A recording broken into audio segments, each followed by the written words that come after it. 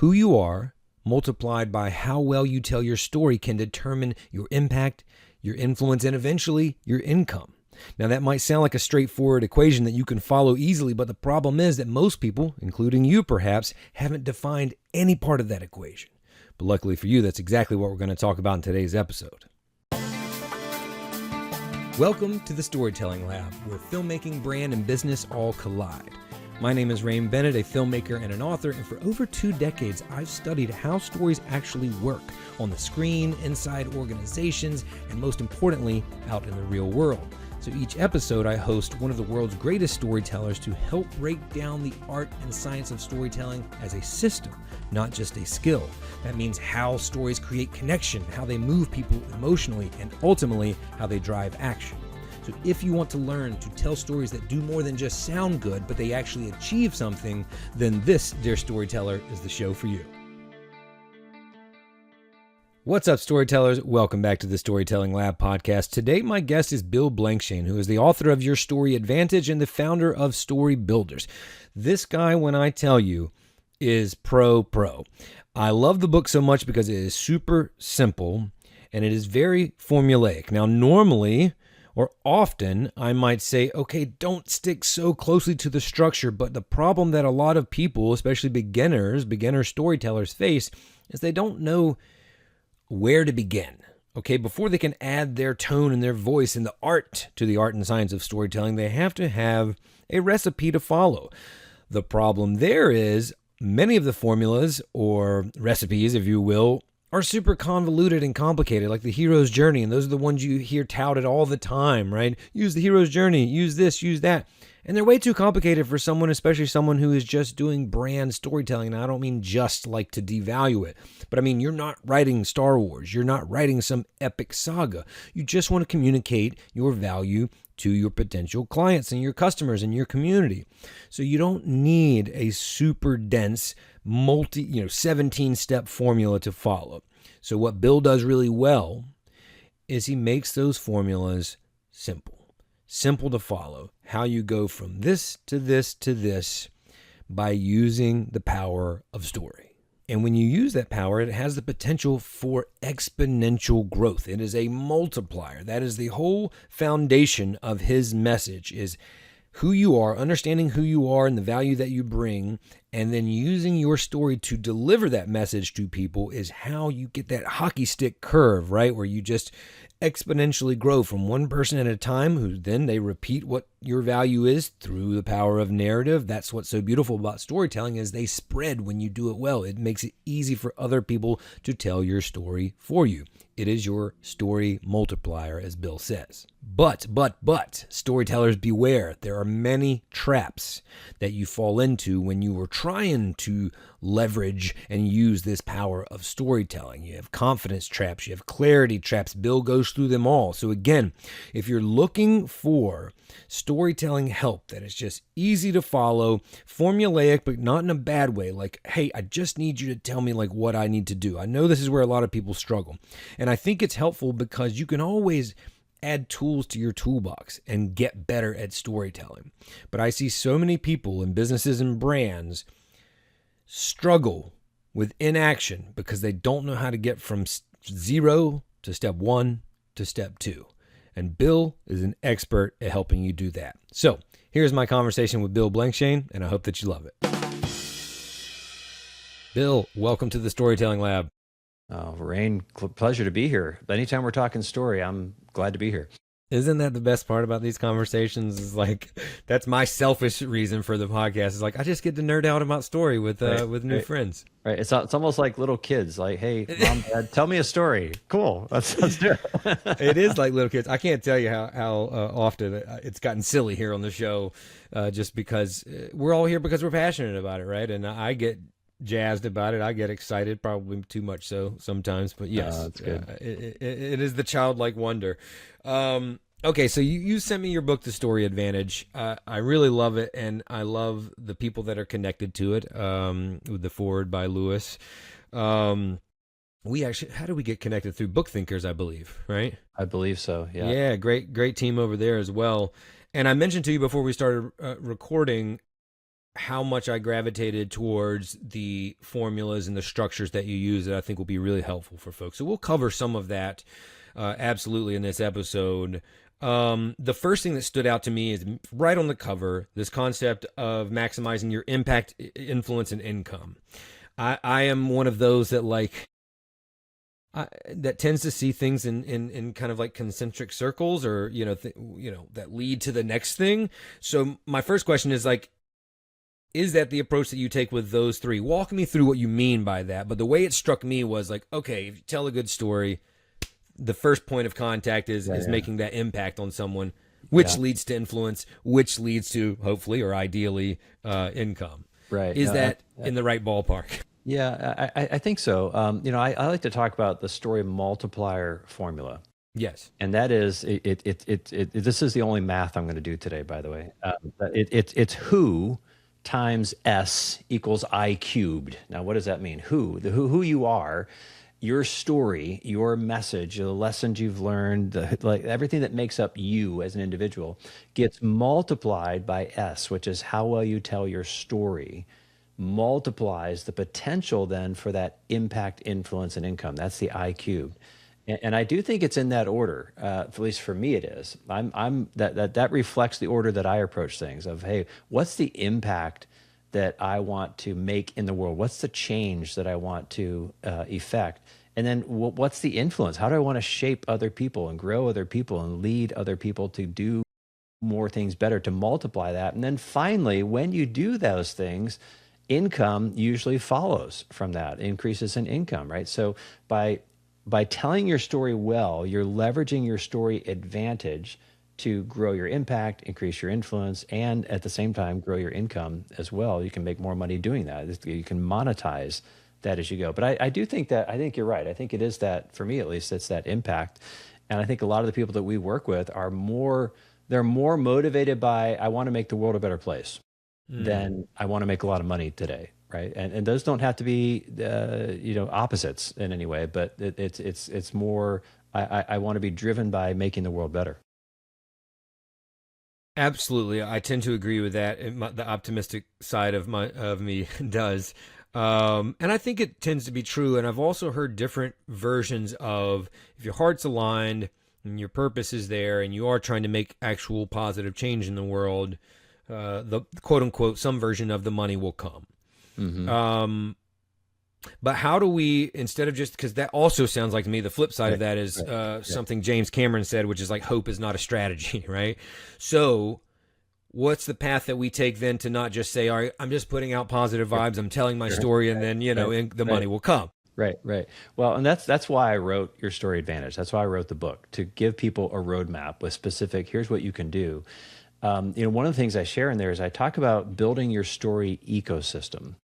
And I think that's a good way of thinking about it, is because your story ecosystem is one, an ecosystem is living, right? Yes. It's alive, it's growing, it's shifting, it's changing, it's moving. And I think when you build that ecosystem, it begins with what I call your message maker. And that is getting clear on your brand story, whether it's your personal brand, your organizational brand, whatever that is, really getting clear on that message, on that story that you're sharing with the world. Because I think a lot of people don't do that. They're busy doing lots of different things, and as a consequence, they leave people confused as to what it is they're actually here to do. What is their mission? So I think getting clear on that brand story, then the message multiplier, which is often that takes the form of a book, and because a book can go places you'll never go, it can touch more people than you'll ever know. And so putting that book into play opens up a lot of other doors that then can be monetized through the message monetizer, which is your intellectual property, your ideas, your story, those story elements that you can be packaged them in a way, whether through digital courses or workshops or trainings or programs. There's just no shortage of things you can do with it to monetize it after that. So I think that to me is the pathway of figuring out, what's my message, how do I multiply it, how do I monetize it? And that's exactly why I laid out the book in that fashion, to be very concrete, specific. Here's what you can do next. If anything, I felt like my team was like, are you sure you want to share all this? And I'm like, hey, if it can help someone, again, impact first. Let's do impact first. And then, if we can help them in some other way, great. I say something in a lot of my workshops, some version of, anybody can have your skills, anybody can acquire the tools that you use, but basically no one on this earth has your story. And it's, you say it in a different way, but it's the same concept. And then I tend to ask, or almost like as a rhetorical question, like, why don't people leverage that more? If that is indeed true, if we can assume that that's true, that 0 people on this planet have your exact story, they can have, 4/5 of the things that you have, but there's always that one thing that you have or have learned or have gone through, etc. Right. So my question directly is, what are the barriers? What are the blocks for people? Why don't they take more advantage of that? I think there's a handful of them. I talk about 5 of them in the book. I'll just talk about a couple of them here. But I think the first one is the confidence trap. We tend to deify others and diminish ourselves. So it'd be easy for me, even Rain, to hear a little bit about your story, to think, wow, Rain, you have a cool story and you've had different background. You've got this and you've got that, but Totally. I don't have that much. I don't have anything. I just don't have anything to give. I saw this so clearly. Actually, I had lunch with somebody in Manhattan a few years ago. And if I were to share their name, everybody would recognize the name of the last name of who I'm talking about. But as I talked to this person, they actually confided in me and said, I get invited to go into boardrooms all the time. I get paid a lot of money to walk into boardrooms and share my opinions. But I got to tell you, a lot of times, I'm not really confident that they care what I have to say. It's just more they want my last name in the room. And I realized you're struggling with the same confidence everybody is struggling with, right? Dude, absolutely. And I've seen that too from New York to LA and everywhere in between. It's a common human condition. We tend to diminish the value of our story, partly because it feels normal to us. Mm-hmm. And what feels normal doesn't feel special. I lived that. That's not anything great. And often the best parts of our story, the best parts are the mistakes that we've made, the failures we've had, what we've learned from those. And those can be hard to share. They make us feel like we're diminishing ourselves even further by telling you, hey, I completely failed at this. And here's what I learned from it. So I think that confidence is one of them. I think the other one, quite frankly, a lot of entrepreneurial folks fall into this one, and that is the chaos trap. I talk about the chaos trap. I call it the creativity conundrum, which is the more creative ideas you have, the harder it is to get any of them done. Yeah. Right? I've got another idea. I've got 30 new ideas today, and we don't move any of them forward, right? And so this is why it's so important to get clear on your message, because when you get clear on that message, when you get that focus, when you get that structure, it allows you to say, hey, that's an idea, but it's not my idea right now. Let me put it over here in the holding area so I can focus on what's in front of me, so that I can only focus on this story. Because so many people do that. They start telling their story and then they think, oh, I could do this and I could do that. And before you know it, it's metastasized into something that nobody can even recognize, right? So I think those are 2 of the big ones that hold people back. And getting clear on your story, I think, is the answer to both of them. It gives you the power and the focus to be able to have the confidence and clarity to tell that story well. Man, that one struck a nerve. The act of determining what's for right now and what's not is so important, and also so overlooked.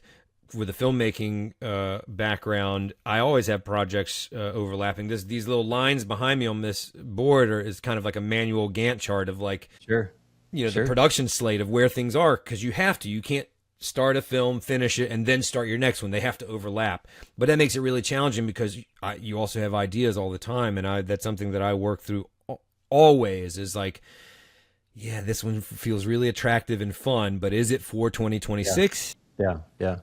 Does it align with what you're trying to do? And I would suggest, as a film editor, there's the power is in the editing.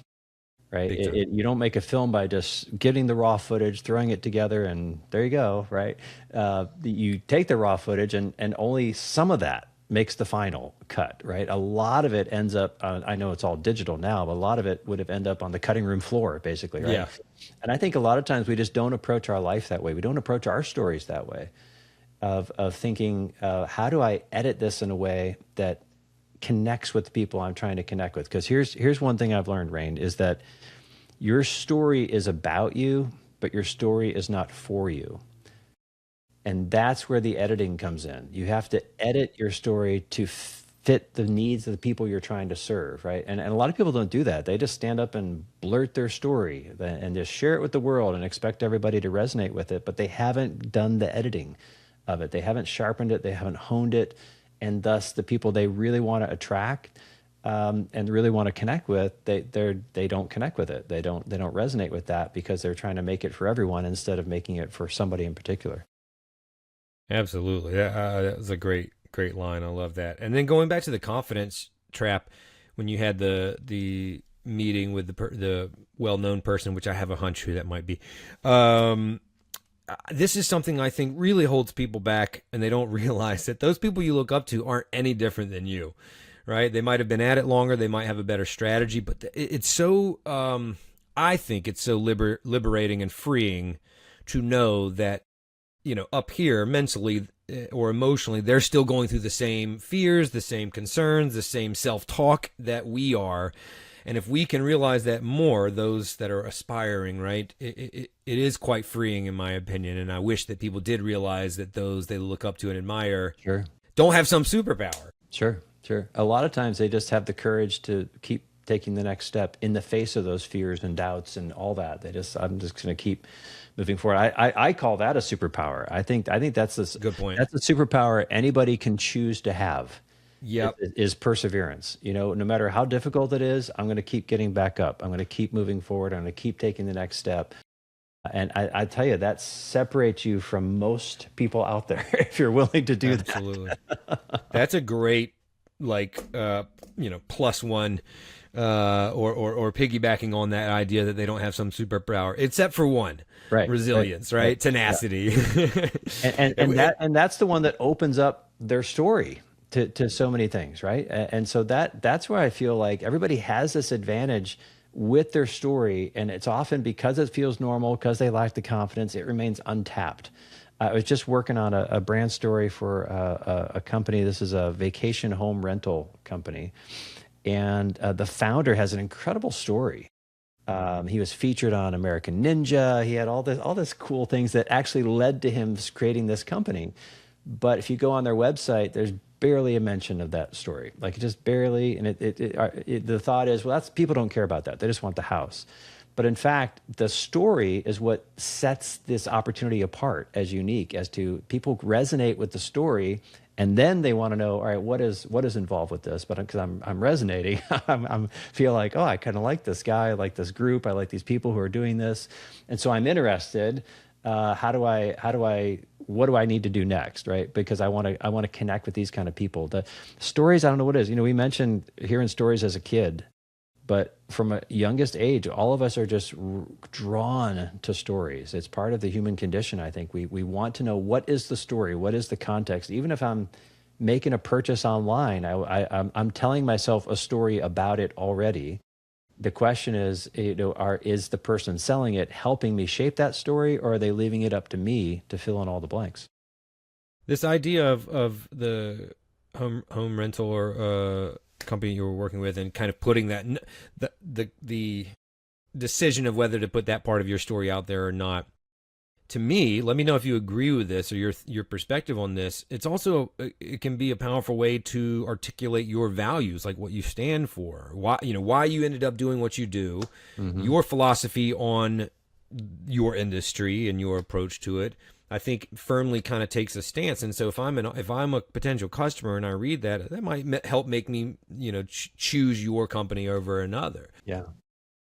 Well, especially if you frame that story in an intentional way that's designed to let the customer know that you understand their struggle, right? You've been there, you've done that. This is why we do what we do, right? This is, so they feel understood, they feel heard, they feel seen, even if you've never actually seen them, right? It's about creating that feeling of, I know what that's like, and I've been there, done that, and here's a solution. This is why we created these houses, for example, to help you solve that problem. And there's something powerful about that, man, I feel seen, I feel understood, I'm nodding with you, I'm in agreement with you about where you're going in terms of the story.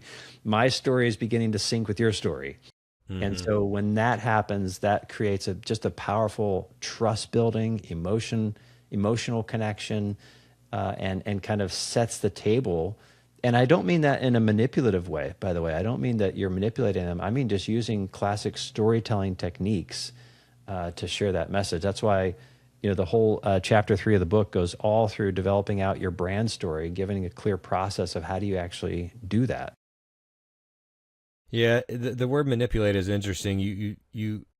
Some people can frame storytelling work and using the words like persuasion in a negative light, where it is like manipulating. But isn't it just communication? Like, aren't you? I mean, right. Where's the line between just trying to convince someone to see things the way you see it versus something that people kind of have a negative connotation with, like the word manipulate? Well, I'll go back to what I said before. Your story is about you, but it's not for you. So yes. if what you're doing is in service of the people who you're trying to serve, there it is. That's not manipulation. That's actually you're serving them well by presenting it in an accessible way. Because otherwise, what you end up with is I'll share something, and I haven't really been intentional about it. And this little fragment over here sort of connected with them, but then the rest of it didn't. Now they feel disconnected. It's almost like if you ever had a conversation with a family member or something who calls you and they're distracted while they're talking to you. And you're kind of like, all right, I got part of that, but wait, are you talking to me or are you talking to that? Are you talking to your kids? Are you talking to, I don't understand what's going on here, right? You know what? Forget it. I'll talk to you later. Yeah, exactly. So it's about removing the friction, the clutter from the interaction is really what it comes down to. That's a good point. And on the receiving end of that person who's half in the conversation and half out, like you feel it immediately. Sure. And you'll question it. You'll give them the benefit of the doubt. You'll be like, everything all right? You'll give them an opportunity, but you feel it immediately. And so I assume it's the same for your audience when your values are misaligned or your objective is. Well, it is, except they're not family and they probably won't stick around to give you a second chance. Exactly. They won't give you that benefit of the doubt. You had this concept in the book of where you talked about EQ, IQ, and CQ. Mm-hmm. Can you outline those for me? And specifically, I'm interested in CQ, which is character quotient. Yeah. And I'll let you define those, but that's where I want to dive into. Absolutely. Well, I talk about that in relation to the Story Multiplier Formula, like who are you, right? Really becoming a student of you. And I think that's the first step, is you have to be able to become a bit introspective about who you are. So certainly, most people think of IQ as the big one. That's the intelligent, or your ability to process things intellectually. But that's really just a thin layer of that. I think certainly it's valuable. This goes to skill sets and so forth. Absolutely. But then EQ is the emotional intelligence. This is about actually having the relational and emotional interaction intelligence to connect with people in that way, and to read other people and to share authentically who you are. Like all those interactions, I think that multiplies any IQ you have. I think IQ is like on the lower level of a triangle, for example. And then the EQ is like the next level. You can go a lot higher on that IQ. But then to me, the CQ is the character quotient. And that is who are you at the core of your values, of what's driving you, and how much can people trust you to be that person consistently? What is that integrity? What is that, are you true to your word? Are you true to the values that you put out there? That to me is the exponential topper of what that looks like. And it's especially because you may not be able to control much of your IQ. You're born with the certain capacities, and that is what it is. EQ, I think you can develop IQ as well, but EQ, you can certainly develop that even more. But all of us are born with certain hardwiring and things like that, and that is what it is. But CQ, if we're fortunate, maybe our parents have taught us well as we're growing up. Maybe our life experiences, mentors, and so forth have shaped us. But a lot of that, we can choose what we want that to be, and we can decide what we want that character to be. And I think at the end of the day, the brands that resonate the most, the longest, the people who have the messages that resonate the most, the longest, are the ones that are interpreted or seen as being authentic and sincere and having integrity. And that's why when those brands don't show that, there's such a break in terms of how we're interacting with the brand. It has such a damaging potential effect on it. But I think it really comes down to that CQ is what separates a lot of people in that way. And it really comes down to the essence of who you are. I agree wholeheartedly. I also really love the concept of like that part is, you didn't say it in these words, but that part is a choice. Like you can make a decision today about how I want to represent myself or my character versus IQ, which like, sure, you can educate yourself and become, a little more intelligent, but you're not going to, you're kind of born with those skills. Sure. To a degree. So I really like the agency in that. It's like, no, I can wake up today and I can decide if I want to be, this is cliche, but a better person, right? Or a better brand. Yeah. I think there's a lot of power there. Absolutely. What's your background? What did you do before you got into the storytelling work, which I know you've been doing a long time? I mean, there was a time when I had helped start and was leading a private school, actually in Northeast Ohio. And, I felt like I was doing good work, getting hugs from kindergartners every day and helping teens navigate life choices and all that, and did that for many, many years. And I had every intention of continuing, except I felt like there was within me this sense of calling that there were gifts and talents that I that I wanted to use that I wasn't using. So, I'd always thought of myself as a writer, but I wasn't writing. I always thought of myself as a storyteller, but I wasn't really telling stories. It was like one of these days I'll get around to doing that. Totally. And I finally reached the place of saying, somebody else could run this school probably better than I could, but nobody else can fulfill that calling, that message that I have in my heart to share with the world. So I made the decision to step away from the school, and we stepped out. We had 6 kids at the time, and we stepped away from the school, stepped into pursuing this. Went a year with 6 kids, no income. It was a interesting journey, to say the least. But I never worked harder in my life, Rain. I mean, I was studying books and book proposals and talking to publishers and experts in the industry, and just becoming a student of the art and science of storytelling. And then out of that, as I said, we had some really challenging seasons going through that. And there were times that I felt like on the outside, it was all pretty and wonderful, but on the inside, I felt like I was being asked to sit in the middle of a road with a semi truck barreling down toward me, loaded with steel, with no brakes, coming right at me, and all I could do was write and just do what I felt. This is my calling. This is my purpose.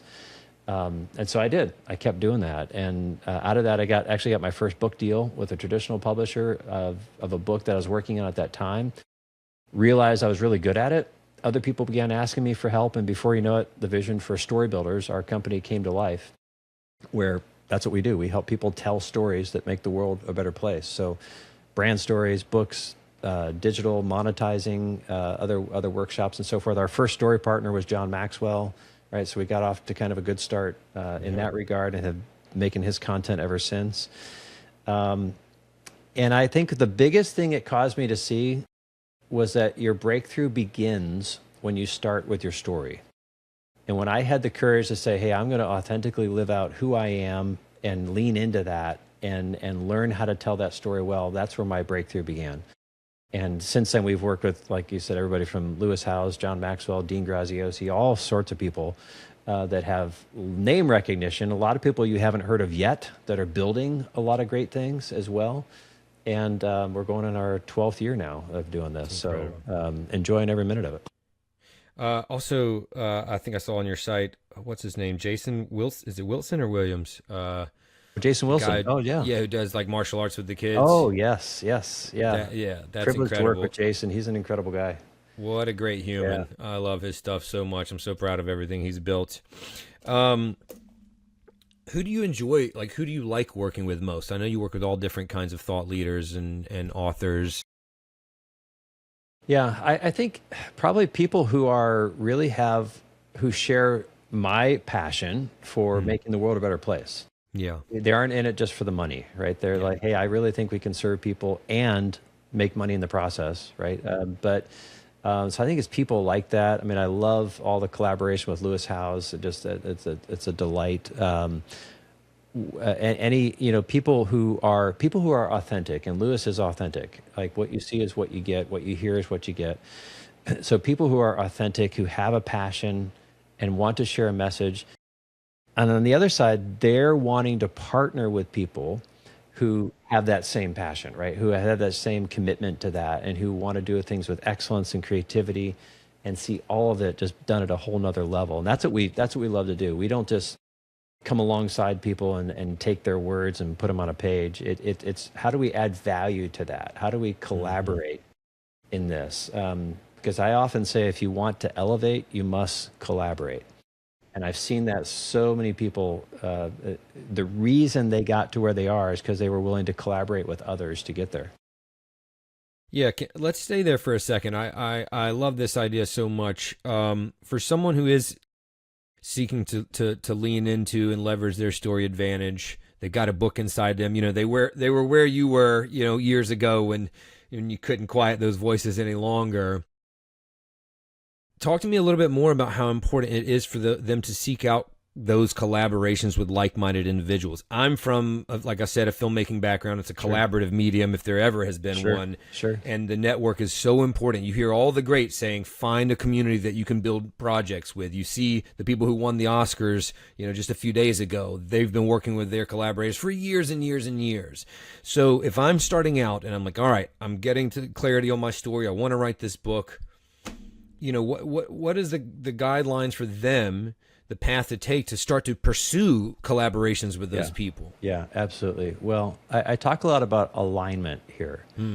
I think you have to find people who align with your values. Certainly, first of all, that's key. You got to find people who align with your message also. Like, whatever that message is you want to share, I think it matters. You don't want people who are just, again, cranking out word widgets, or who don't care about your message. You want people who they're only taking it on and helping you because, all right, they get it, they see it, and most importantly, they're willing to tell you if your message, all right, that needs work, right? You've got something good there, but we can make it better. It could be more valuable. You don't want to align with people who are just yes people, who are just telling you, yes, that's wonderful, just as it is. Let's do it. So being careful about that also. But I think talking to people in that space. I mean, this is what we do, obviously, at StoryBuilders. But I never tell someone that I know we're the right fit for them without first diagnosing where are they at, or who they are, what are they trying to accomplish? Are we the right fit? Are we not the right fit? There have been a handful of times over the years that I've told people, I don't think we're the right fit based on your message or this or that, where you are right now. And that's okay. And so I think a lot of people don't realize, first of all, that many of the books they're familiar with, many of the books they know, the bestsellers, weren't actually written by the authors themselves. I think a lot of people that's a revelation for them. They've had people who wrote with them, collaborated with them and or for them to capture their ideas and turn it, not that their ideas aren't there, or their story isn't there, but they've learned to elevate by collaborating with people who storytelling is their thing, writing is their thing. That's what they do best. So we really love working with people who they've got a valuable message, but they're not necessarily writers per se. It's not really their focus, or they don't have time for it. And so we come alongside, really capture their voice, create it in a powerful way that gets their message across. So you don't have to be a writer to have a great book. You just have to be willing to collaborate with people who can help you create that book. Absolutely. This makes me think of a discussion, debate that's happening online right now around the trending companies looking for storytellers, hiring chief storytellers, heads of storytelling, et cetera, et cetera. And I have a book coming out called The Chief Storytelling Officer, breaking down, how to use story as a strategy in your business. One of the critiques that I've seen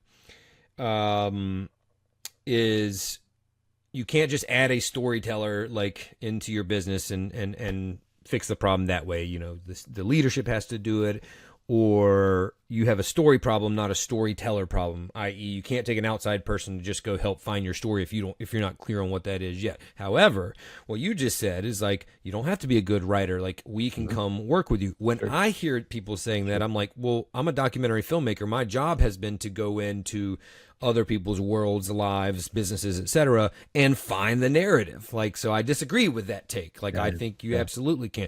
I'm interested to hear your thought on that, because what you just laid out to me is, in fact, yes, someone who is skilled at the art and science of story and narrative can go in there and help you find the emotional arc. Yeah, well, I think it's a bit of a straw man argument that people make there. If they say, well, it has to be done on the inside, only people on the inside. Well, first of all, anybody who would come in and just impose a story on an individual or an organization, that's not what we're talking about. That's clearly, that's what I mean. That's not what we're comparing here. That you're not going to get an authentic story in that way.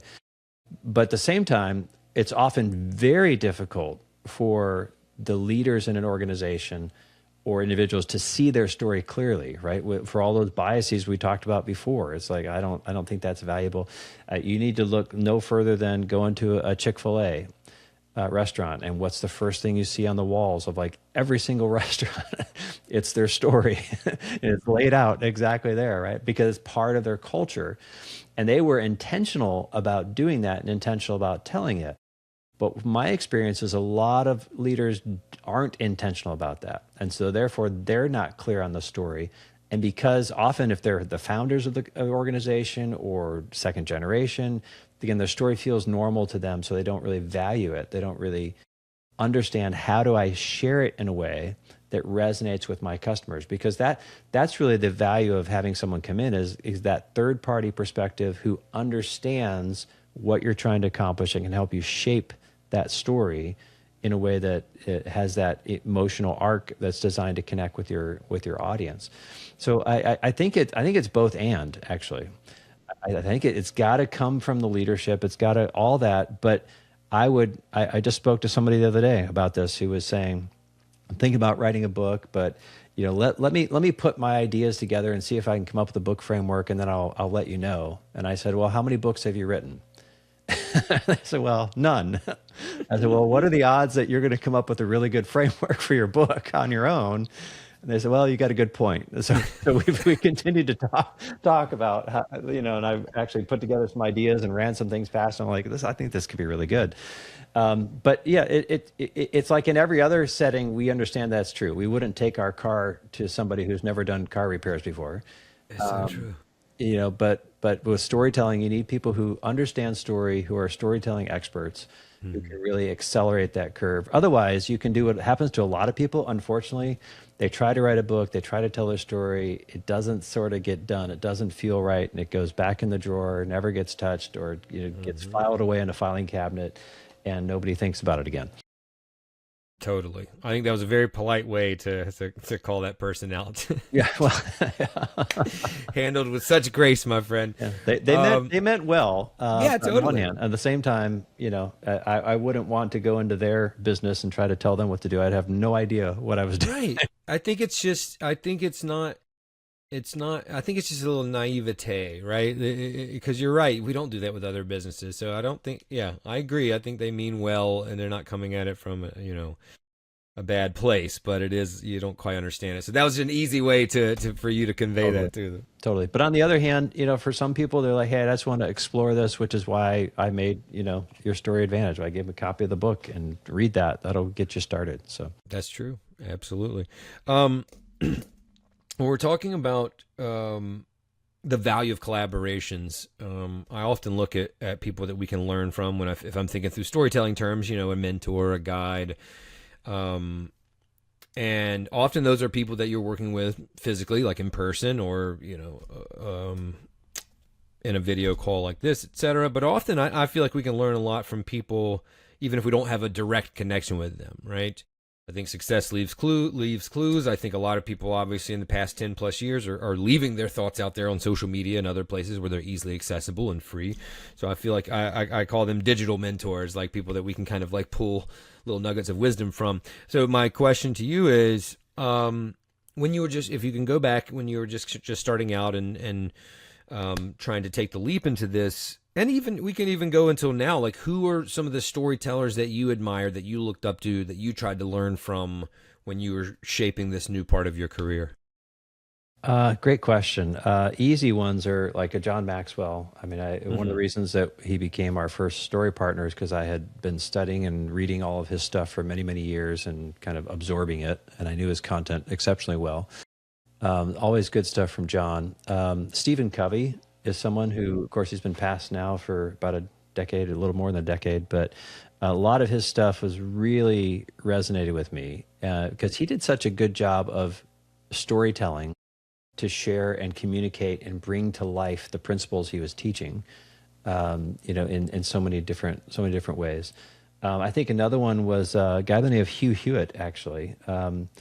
So Hugh actually still has a radio show on the Salem Broadcasting Network, and he's been in the political space for a while. But I had taught out of one of his books for many years, and I connected with him, and he graciously took the time to sit with me and listen to where I was headed and give me a lot of encouragement and insight and those kind of things. And there were so many people along the way, frankly, who did that, who just took time, right, in order to make that happen. And when we do that, that's when I think that it's incumbent upon all of us who have had any kind of experience or lessons. This kind of goes to my whole point, is there's a responsibility, I think, for us to steward our stories. It's not enough to just experience that and then wait till the clock runs out on life. We have a responsibility to, what do I do with that to help somebody else along the way? And so many people did that in my life and spoke into that. And I always seek for opportunities to do that, just to give back and to be of help to people on that journey, to share the wisdom. And there are so many people in the world who have so much wisdom to share, and yet they're not. And they don't take the time to capture it. They don't take the time to communicate it. And before you know it, our time on earth is done, and we haven't encapsulated that and passed it on in a powerful way. One of the most powerful books that I ever read, I was looking for it here on my desk, it's over on my shelf. It's a book by Glenn Cunningham. He wrote a book called Never Quit. And I talk about this in my book, actually, but incredible, powerful story of a young man. He was burned as a child, was told he'd never walk, would never live, actually, and then never walk. And instead, he chose to never quit and became one of the fastest runners in the world. The first guy to run unofficially to break the 4-minute mile barrier. And then he went on to win a silver medal in Berlin. I mean, just an incredible story. And the only reason I know the story is because he took the time to put it down in a book. And he told his story with the help of a collaborator. He didn't write it himself. He got somebody else to write with him. And that book somehow found its way to me. And I still don't even know how it made its way to me, but it's had such an impact and shaping influence. I've told his story many, many, many times. And it's been an encouragement to me. And of course, he passed in the last century at some point, but his story lives on because he told it in a book and he communicated it in that way. And it's still alive and well. I love that. When you look back now, and you obviously clear on your story and your approach and your philosophy, how did your time spent teaching influence that, if you can tie those together? Yeah, I realized that at my heart, I am a teacher. Mm-hmm. And so when I approach book writing, I approach it from a teaching mindset. And really the heart of teaching is helping understand where people are and where you want them to go. And then how do I best bridge that? How do I take them on that journey to that, right? And I would tell stories a lot in classrooms, right? And working with teenagers and so forth. And I would tell a lot of stories to engage them. So it was very natural to me. But that's really the essence of teaching is figuring, all right, we want to say this, but we can't start with this. We have to start with where the students are and then bring the students along on the journey. And it took me a little while to realize that, that's what actually is helping making me a really good writer, is that's what I naturally do when I'm working with people, is how do we take your message and see where we want to go? Let's get clear on that. But then where's the audience? And then how do we connect the two via the written word, via that experience, which is a very different medium from film. It's a different medium from speaking in person, right? It has its own challenges that come with it and its own unique benefits as well. And last question, now that you've been doing it for a while, now that you've been collaborating with folks that you admire and look up to that also are effective at it, how, if at all, has your storytelling approach or philosophy changed over the years? Well, certainly it's changed and grown. I mean, it grew into what we call the storytelling structure, which is what I talk about all throughout the book. It's a 5-step structure that anybody can use to make any message matter. Frankly, not even a book, but a leader who wants to create some communication in the company. They can just, in fact, we have some free resources on this. We developed a 1-page tool that people can use to, hey, I want to make this message matter. Let me run it through this tool and put that to use. And I think that is how it's changed. It's really built the structure around it, and that structure actually gives people freedom to deploy the art, right? It's the science side of it. And that's what we get a lot in Your Story Advantage, the book, is here's the science behind it. Now you're free to be artistic in how you're presenting your message, how you're sharing your message. So I think that's probably the biggest value we've had is seeing that there are repeatable patterns here that you can deploy to have a message that resonates. Absolutely, and I love that you said that part about that. The structure is what gives you the freedom. Like, that's such a often overlooked concept, right? We think they're at odds with one another. It's like, no. This is what gives you that freedom. Where can we find those resources you mentioned? Yeah, well, you can find the book at you can find anywhere books are sold, but yourstoryadvantage.com, you'll get a bunch of bonuses with that. And then even those free resources I just mentioned, go to yourstoryadvantage.com/free resources. Right? So make it easy. Make it easy for them, pal. I love it. Yourstoryadvantage.com/free resources. And there's a bunch of different tools there. It could be really helpful. Nice. Yeah, for folks listening, I'll put that in the show notes. And finally, Bill, what are you focused on for 2026 and into the next year or two? After you got the book came out last year, are you kind of digging in further to the foundation, or is there an upcoming pivot? Good question. Right now, just focused on getting out and sharing the message with all kinds of good folks, getting out and talking, teaching, right? That's what I love to do. Yeah. Teaching in that environment. I think my heart is drawn more and more these days toward this idea of what does it mean to really live a story worth telling? Your story advantage, absolutely. Everybody has that. But I think what I've found so many times is people struggle with the confidence. They struggle to think their life really matters. They want to live a life that matters, but how do I do that? So really just putting a lot of thoughts around developing ways to help people actually live their lives in a way that makes the world a better place. Man, beautifully said. Great place for us to end today. Bill, thank you so much for your time. The Story Advantage is great. Like I said, I love how much you kind of focus on the science of it. Giving that structure for folks to then employ the art of it is absolutely both of them. I wholeheartedly agree. This has been great, man. Thank you so much. My pleasure, Rain. Great to talk to you. Yes, sir. My name is Rain Bennett. Thanks for listening. If you enjoyed that episode, do us a favor and subscribe to the podcast. If you're already a subscriber and you're enjoying the show, give us a review and let us know the value that you've gotten from it. We love to hear from our listeners and learn about the benefits that they're getting from the show. That's what fuels us, and that's what fuels the show. And if you've already subscribed and you've already reviewed it and you think there's someone else that would benefit from listening to this show, please share it with them. The more we grow, the more we can help you grow, and that's what we're here to do. Join us next time on the Storytelling Lab.